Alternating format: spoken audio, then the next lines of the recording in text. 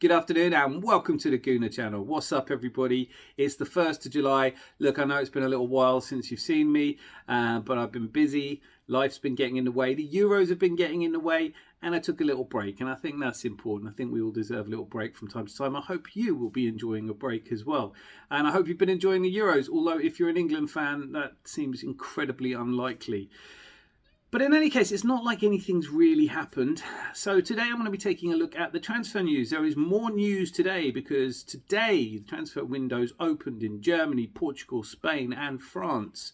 And as well as Italy, importantly. And I'm going to be taking a look at some of the players who we might well be seeing join Arsenal before the end of July. Because it's also been revealed that we apparently have a £175 million transfer kitty to go and spend. So I'm going to be taking a look at who is most likely to be coming in and what positions there are. Because this season is very different. This transfer window is very different from this time last year where we all knew exactly who we were going for. And apart from a few last minute scares when Man City came in, we did get our man, Declan Rice. We also got Yuri and Timber that everyone was really excited about. Kai Havertz that far fewer people were excited about, although how a year changes things. And of course, at the last minute, we also brought in David Raya, which threw the cat amongst the pigeons and put a question mark over Aaron Ramsdale's long-term future at the club, which still has not really been resolved. So far, this season is completely different. Not only do we not really know who's coming in, and there is speculation, we are going to go over that. But listen, before we do anything else, don't forget, click like if you like content like this, or if you want to support the channel. It helps more people to see these videos. We don't just not know who's coming in this summer, we also know who's leaving. And of course, we have some ideas over players who might be going, and if they go, that will obviously influence who has to come in. But if, as a lot of people are speculating, there is a long list of people who might be leaving, then you would imagine we're going to need to bring in more players than we did last season. We are, after all, trying to chase down Manchester City for the title.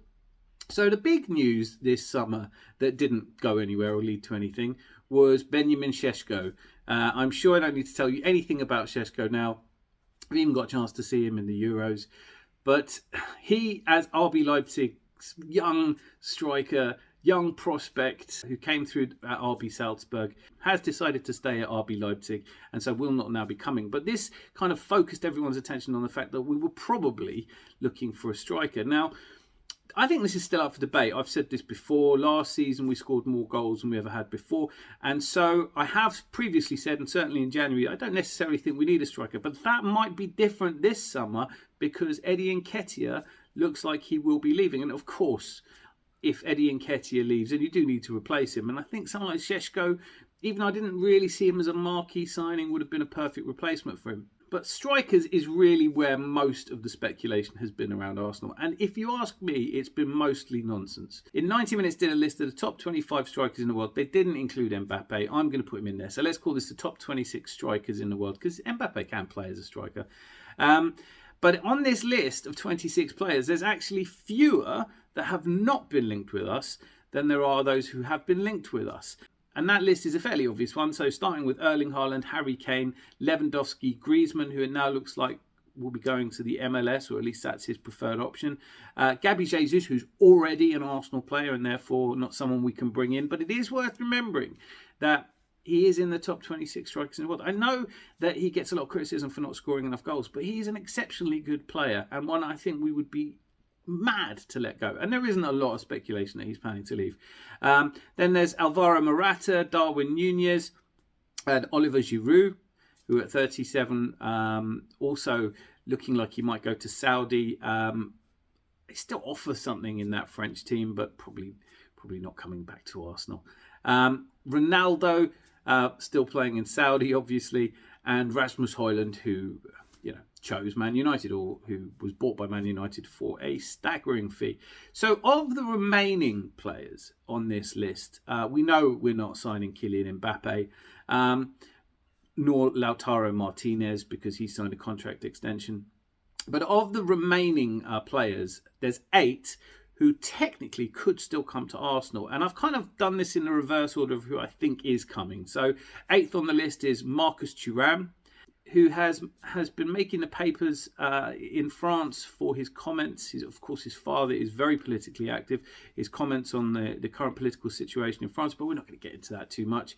Alexander Isak, who it really, to me, looks like would be the perfect option for us, but there's just not much chance that Newcastle would let him go. And if they did, it'd probably cost us our entire transfer budget. Ollie Watkins, who hasn't really got going in the Euros yet, but I think could offer us something up front, and had that one moment where he got in behind. He's definitely a player that Aston Villa aren't going to want to sell, so in that Isak mould. Joshua Zirkzee, who 1 minute looked like he was definitely going to Milan, now looks like he might go to Man United. Haven't seen him in the Euros yet. He is a young player. He's not the marquee signing I think most of us really want, although I wouldn't be opposed to him joining as a prospect for the future, a bit like Benjamin Šeško. Then there's Artem Dovbyk, quite a funny one, this one, because I did say a while ago that I expect him to be linked just because he's a top striker in Europe and hadn't been linked with us yet. Not huge amount of there isn't a huge amount of buzz that he's coming to Arsenal, but I think that might still grow. And Lois Openda, who, whilst we didn't get Benjamin Šeško, does look like Openda might be on the move, and he did score more goals than Šeško up front for RB Leipzig.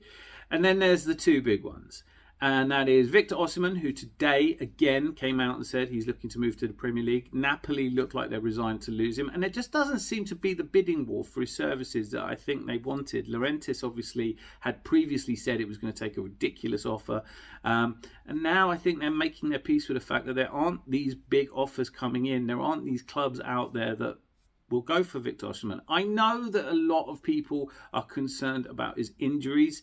I think over the last 4 or 5 years he's missed an entire season through injuries, but they're not like one consecutive injury. It's not like Jesus' knee. They are, things like COVID he was out with, the cheekbone, the Zorro mask is there for that. So it's quite conceivable that he would go another couple of years without an injury.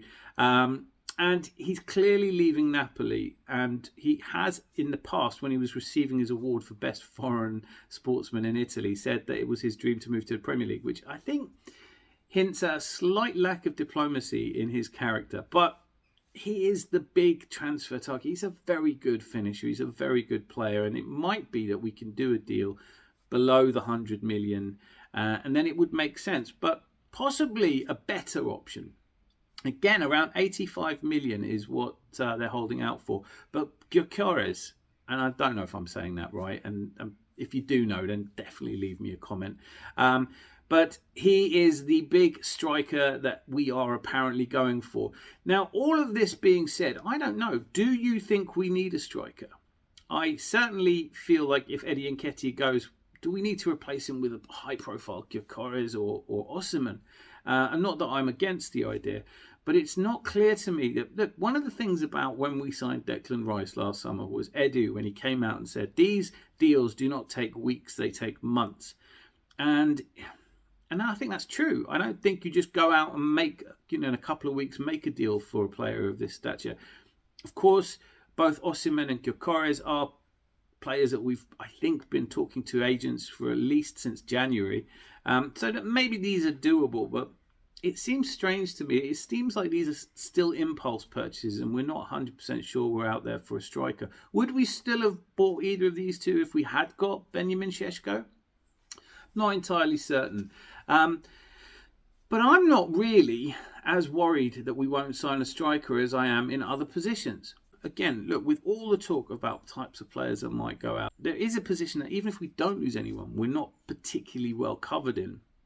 And that, for me, is defensive midfield. We do have Thomas Partey, we do have Jorginho, but I think Thomas Partey is probably going to leave. And I don't think there's any appetite to play Jorginho week in, week out. So if Declan Rice does need a break, and, if England beat Switzerland, he's going to go deep into this tournament. I know these are big ifs, by the way. But is he going to need a bit of a rest this season? Is he going to be able to perform at the same high level? Don't you need someone who can come in and step in for him? And there isn't anyone coming through the academy. There's a Miles Lewis-Skelly, but not this year.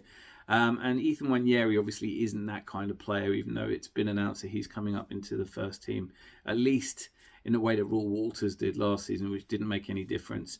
I am doing a video, by the way. I am finishing this video on the Hayland Academy. It's a sort of mini documentary. It's quite a long video for me. I will keep you updated. I'm hoping to release that this week.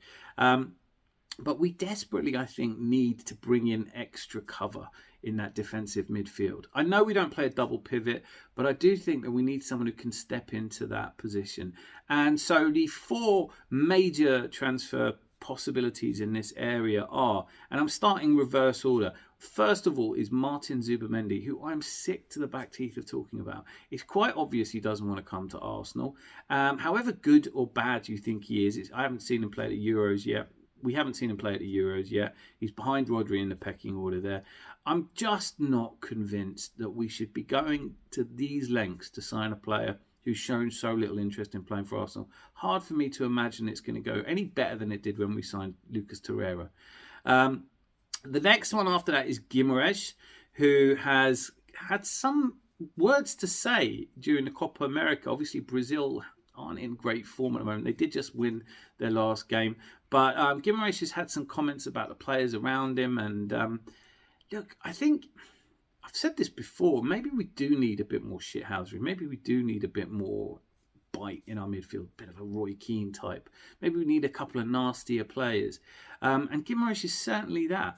But he's another one that would be a monster transfer fee, and we won't do any business on him, even if we're planning to, until after Copa America, or at least after Brazil are knocked out of Copa America, which may not be that long. The Euros, one of the players I've been watching with great interest, Amadou I'm not Andre Onana, and I love that interview, by the way. I thought it was absolutely brilliant. Does sound like a North Londoner already. He speaks 4 languages, and if they're all to that standard, look, intelligent. I've really enjoyed watching him play for Belgium. I know it's been a tough tournament for Belgium, and tonight they take on France, and I have a sneaky feeling they might progress against France, you know. Didier Deschamps catching some stick, a limited amount of stick, because we all look, you can criticise France at the early stages of a tournament, then they go on and win it. So maybe they'll come good against Belgium tonight. But Onana's looked really solid to me, really intelligent, and he's still around that 50 million price tag, well within what we could spend. So I quite like to see Amadou Onana come in. But my absolute favourite in this regard is Joshua Kimmich. I've said it so many times. I think he's an outstanding player. Age profile is great for us. One of the things that's driving me mad at the moment is everyone saying, oh, he's a right back. Everyone has a very short memory in football. Yes, he plays at right back now for Germany, and he plays at right back for Bayern. And that's been part of the problem why he didn't get on with Thomas Tuchel, because Tuchel came out and said he didn't think he could play in midfield. He has spent more time playing as a defensive midfielder than he has at right back. He's played left back as well, and he can play across the centre. He would be exactly the kind of player that you would bring into a squad, has so much experience and so much ability, and reads the game so very well. Of course, knocked us out of the Champions League. So he's obviously still playing at a very high level. He's one of my favourite players, but I think the likelihood of him coming to Arsenal has diminished quite rapidly ever since it became obvious that Pep Guardiola was in for him. Of course, Pep was the man who brought him to Bayern in the first place, who saw that potential in him in the first place, who transformed him into a defensive midfielder. And even though it's not clear that Pep Guardiola is going to be at City for much longer, I think probably another season we all have to make our peace with. But I think that Kimmich at his age would probably welcome another year with Pep Guardiola. So I really think that though there are a host of teams, he came out last week and said there was only 5 teams in European football that he would consider. Man City and Arsenal were 2 of them. I think if he leaves Bayern, and that's not given, the fee will not be high. He only has a year left on his contract. But I'm starting to think that if he does go anywhere, it will be Man City. And that's going to be tough on us because, look, people have been saying, oh, why would we sign Kimmich to replace Ben White? No, we wouldn't be signing Kimmich to replace Ben White, but we might want to occasionally give players like Ben White a rest. And I think he's competent in enough positions that I could very easily see Kimmich just taking that defensive midfield role and having Declan Rice play in the 8. Everything's starting to look a little bit better at that point, isn't it? Then the you could argue that even more important position at Arsenal at the moment is not defensive midfielder, where we do have Thomas Partey and we do have Jorginho, but it's the left back position. Now, I have always liked Alexander Zinchenko, but words from him before the end of the season were very much geared towards that he wanted to stay. But has Arteta sort of decided against him as a long-term option? His lack of game time towards the end of the season, even though we didn't really have a left back, he still wasn't being played. Jurrien Timber is a bright prospect in that area, and we've yet to see him really play. We've yet to see him play, obviously. So we would have Jurrien Timber, but he's still an unknown quantity, and I know that a lot of people already have him down as our best left back, but he hasn't shown it yet, and so some cover might be useful. On that, players that have been linked with Arsenal, Hato at Ajax has now said that he's going to stay another year there.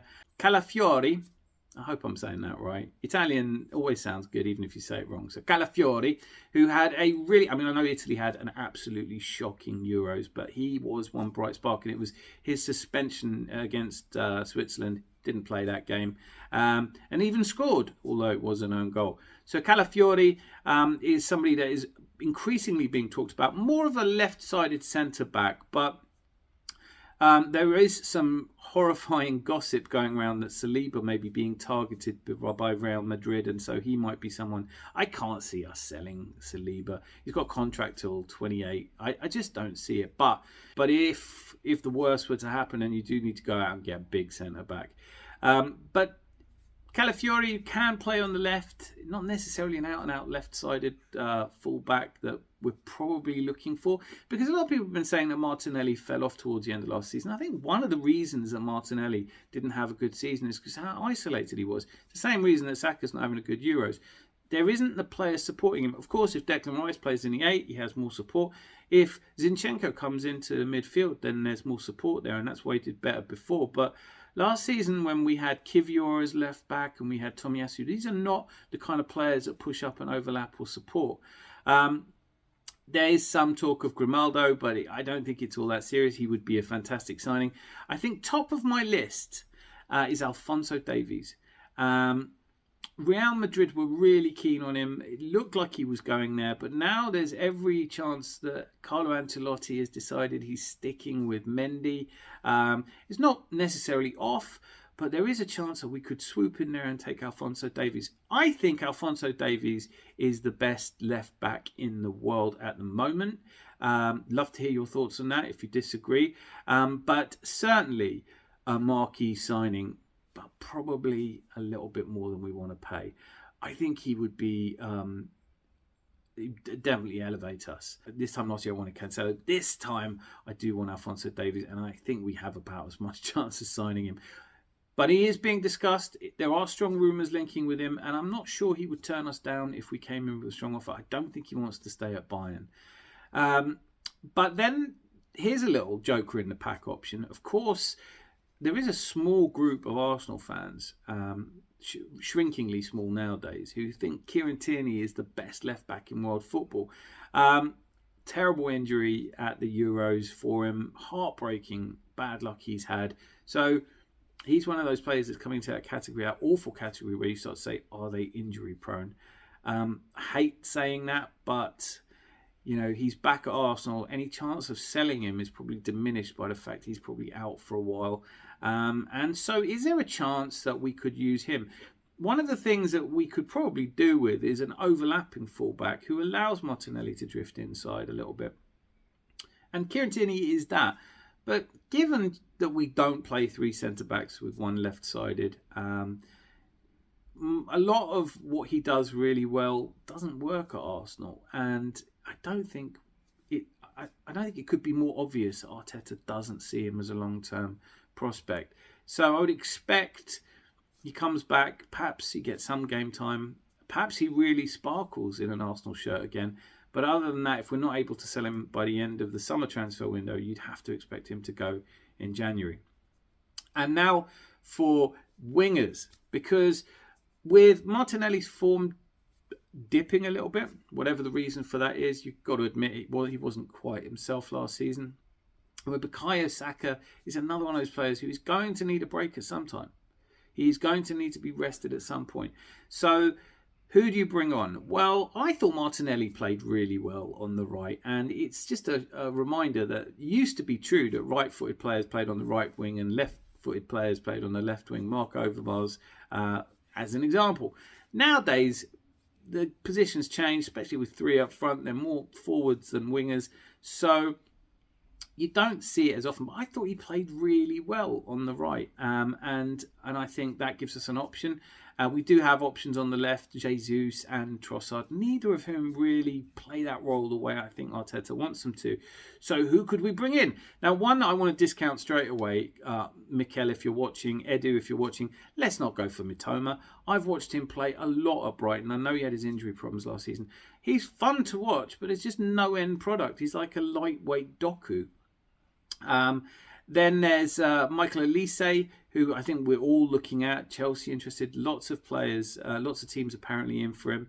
Marcus Rashford, a lot of speculation, but his wage bill alone. And of course, the fact he didn't even make the Euros. So how good is he? Here's a really interesting one. Rodrigo. Last week, or perhaps a week before, Arteta had apparently promised Rodrigo, if he leaves Real Madrid to come to Arsenal, he will definitely get game time. Duh.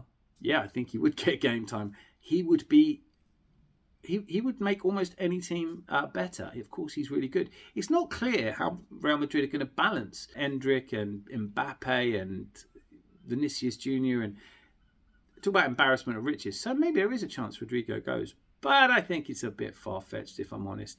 And then nobody who watched Spain last night. And Spain, to be Spanish, right? Oh, to have been born Spanish, to watch a courageous football team play with passion and purpose, give 16-year-old kids a chance to be world beaters. You know, Nico Williams yesterday. Of course, I've been watching Nico Williams. I'm sure you have as well. The speculation that he might be coming to Arsenal, absolutely would love that. I don't know where he would play. He can play on the right, he can play on the left. I don't know, but I think given what I've seen of him and his age and the fact that he has a release clause, which makes him really, really cheap relatively to his, where he's performing at the moment, that would be fantastic. He's going to have his pick of teams, though, isn't he? And he may not choose Arsenal. And then beyond that, there's a constant speculation that we might be seeing Rafinha. But none of these are solid, are they? None of these have been worked on for months. So these are the players we're all linked with. My choice, for what it's worth, and I want to hear yours, is if you've got 175 million to spend, I probably do spend 80 million on Gyökeres. And that leaves me 90 million, with which I would do everything I could to get Joshua Kimmich across the line and everything I could do to get Alphonso Davies. And I'd probably wait on a winger till we'd sold some players, or I don't know, beg for another 50 million so we could go and get Nico Williams as well. I think, personally speaking, that we do need striker option, especially with Eddie leaving. I do think that we need extra cover, defensive midfield, and I think we need a left back. That would be my pick. I can't wait to hear yours. And of course, now that all the transfer windows have been flung open, I will be doing an update every single day. I look forward to breaking news stories over the next week if they happen. I'm starting a new job next Tuesday, so I have a week off before I start in order to do lives if I need to. And there may even be a watch along for the Euros. So thank you for watching. Thank you for being part of it. Thank you for your subscription. Thank you for subscribing. Thank you for liking. Thank you for everything. Until I see you again. Be lucky. Lots of love.